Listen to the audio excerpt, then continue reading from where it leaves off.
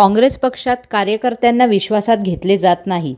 एकनिष्ठ कार्यकर्त्यांना किंमत नसल्याने त्यांना न्याय मिळत नसल्याची भावना बळावल्याने व्यथित झालेल्या काँग्रेसच्या राज्य प्रवक्त्या डॉक्टर हेमलता पाटील यांनी पक्ष सोडण्याचे संकेत दिले आहेत.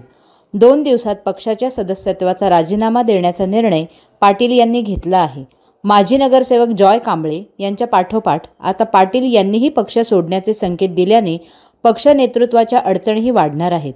गेली 30 ते 32 वर्षे डॉक्टर पाटील काँग्रेसच्या निष्ठावान म्हणून काम करीत आहेत. पक्ष देईल ती जबाबदारी त्यांनी नेहमीच पार पाडली. निष्ठेने काम करूनही काँग्रेस पक्षात दुय्यम वागणूक मिळत असल्याने पाटील दुखावले आहेत. नाशिक मध्य मतदारसंघातून विधानसभा निवडणूक लढवण्याची पूर्ण तयारी केली असताना विश्वासात घेतले न गेल्याने फसवणूक झाल्याची भावना पाटील यांच्यात बळावली आहे. त्यामुळे पक्ष केवळ गृहीतच धरत असेल तर त्या पक्षात का राहायचं असा सवाल पाटील यांनी उपस्थित केला आहे. आगामी महानगरपालिका निवडणुकीच्या पार्श्वभूमीवर त्यांनी काँग्रेस पक्षाला सोडचिठ्ठी देण्याचे संकेत फेसबुक पोस्टद्वारे दिले आहेत. जेव्हा तुमची निष्ठा, तुमचा प्रामाणिकपणा ही तुमची कमजोरी समजली जाते, तुम्ही ज्याला आपुलकीचा बंध समजतात त्याच बंधाचा वापर तुमच्या भोवती आवळण्याचा फास म्हणून होतो, तेव्हा हा बंध झुगारणे हाच एकमेव मार्ग आहे. अशा विचारापर्यंत मी पोहोचले आहे, असे पाटील यांनी सोशल मीडियावर टाकलेल्या पोस्टमध्ये म्हटले आहे. तुम्ही माझ्या विचाराशी सहमत आहात का अशी विचारणा करतानाच भावी राजकीय वाटचालीसाठी त्यांनी जनतेचे आशीर्वादही मागितले आहेत. काँग्रेसमध्ये निष्ठेला किंमत नसल्याने पक्ष सोडण्याच्या विचारापर्यंत पोहोचले आहे. पुढील 2 दिवसात पक्ष सदस्यत्वाचा राजीनामा देण्याचा निर्णय घेतला आहे. कोणत्या पक्षात जावे याबाबत निश्चित काही ठरविलेले नाही, परंतु लवकरच याबाबतीत निर्णय घेतला जाईल असे त्या म्हणाल्या. गेल्या 30-32 वर्षापासून मी काँग्रेस पक्षाचं अतिशय निष्ठेने काम करते. मी काँग्रेस पक्षाची नगरसेविका म्हणून शहराचे सगळे प्रश्न अतिशय प्रकर्षाने सगळ्यांसमोर मांडलेत आणि त्याची सोडवणूक केली आहे. गेल्या 1996मध्ये जेव्हा महापौरची निवडणूक होती तेव्हा पक्षामध्ये संख्याबळ नसताना मला आग्रह केला गेला आणि मला महापौरची निवडणूक लढवण्यास सांगण्यात आलं. साधारण 13 पक्ष तेव्हा मी माझ्यासोबत ठेवले आणि केवळ 1 मताने ती निवडणूक मी हारले. परंतु 3ऱ्या वर्षी जेव्हा महिला रिझर्वेशन पडलं आणि माझी संधी असताना त्यावेळेलाही पक्षाने माझा विचार केला नाही. परंतु मी कधीही पक्षावर नाराज न होता माझं काम अतिशय प्रामाणिकपणे केलं. विधान परिषदेच्या निवडणुका असू देत किंवा इतर कोणत्याही निवडणुका असू देत, कुठल्याही प्रकारच्या आर्थिक गोष्टींमध्ये न पडता त्या उमेदवाराला मी मतदान केलं आणि कधीही पक्षाला मला व्हीप द्यायची गरज पडली नाही. गेल्या पंचवार्षिकमध्ये निवडणुकीला 15 दिवस शिल्लक असताना मला अचानक उमेदवारी करण्याची सूचना देण्यात आली. मी तेव्हा वरिष्ठांना सांगितलं की शेवटच्या क्षणी अशी विधानसभेची निवडणूक लढली जात नाही, परंतु जर आपण ही जागा लढवली नाही तर ही जागा राष्ट्रवादीकडे जाईल आणि भविष्यामध्ये मग ह्या जागेवर काँग्रेसचा क्लेम राहणार नाही.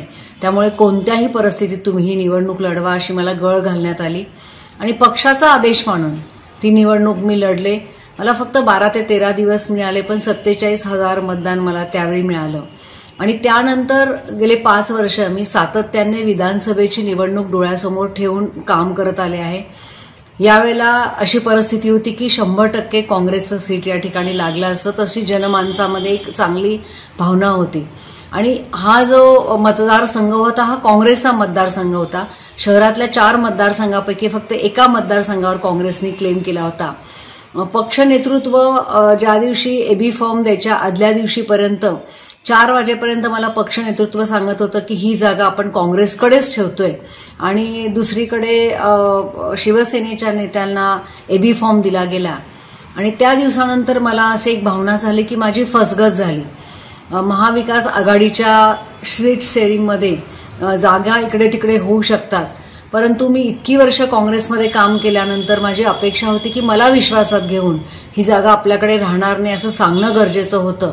परंतु पक्ष नेतृत्वाने तशा पद्धतीने विश्वासात घेतलं नाही आणि जे नेते काँग्रेसला ही जागा राहावी म्हणून प्रयत्न करत नव्हते ते नेते माझ्या माघारीसाठी खूप प्रयत्न करत होते. मी अपक्ष म्हणून निवडणूक लढवण्याची घोषणा केली होती, परंतु शेवटी असा विचार केला की माझ्या उमेदवारीमुळे महाविकास आघाडीच्या उमेदवाराला कुठलंही नुकसान व्हायला नको म्हणून मी ती माघार घेतली आणि त्या दिवसापासून काँग्रेस पक्षामध्ये एक काँग्रेस पक्षाच्या बाबतीत माझी मनोभूमिका अशी झाली की आपला विश्वासघात झालाय आणि मला त्या दिवसापासून काँग्रेसमध्ये राहण्याची इच्छा नव्हती आणि त्या दृष्टीने मी काँग्रेस पक्षाचा राजीनामा देण्याची एक ठरवलेलं आहे आणि त्या काही दिवसामध्ये मी काँग्रेस पक्षाचा राजीनामा देणार आहे.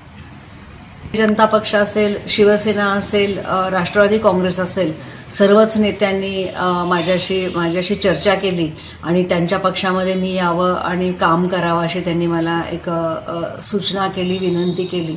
परंतु मी अजून त्या बाबतीत कुठल्या पक्षामध्ये जायचं तो निर्णय घेतलेला नाहीये. काही दिवसात मी तो निर्णय घेऊन त्या पद्धतीने मग काम करेन. निवडणूक मी लढणार आहे. आता मी कोणत्या पक्षामध्ये जाते आणि कशा पद्धतीने प्रभाग रचना होते, किती लोकांचं पॅनल होतं, ह्या सगळ्या गोष्टी पुढे जर तरच्या आहेत तर तो सगळा विचार घेऊनच मी निर्णय घेईन.